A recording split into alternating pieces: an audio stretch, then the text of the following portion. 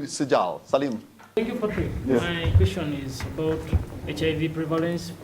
I mean the ABC strategy. Are you saying it's not working? Yes, it's no longer sounding, it's not working.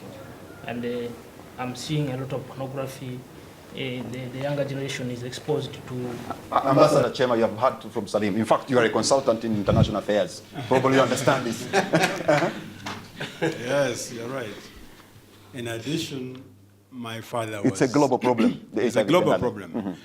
And Uganda has been very lucky. We've got a lot of support from our international development partners, especially the United States has given us a lot of money to fight this pandemic. As I come from a very Christian background, my father was a priest. And so I support ABC 100%. I think we must sensitize our young people to be patient, to wait. Today you find kids of 14. But also if you're supporting ABC, Ambassador Chema, it says abstinence, being faithful, and the use of a condom. The preference is A. Okay. Like my name, Achema.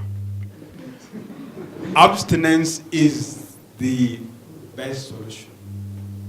Surely one can wait until one is of age 18. You see, today, somehow young people think they are missing something. Instead of going to school, you find kids of 15, 16 already having children, dropping out of school and getting married. And they're not even ready for that.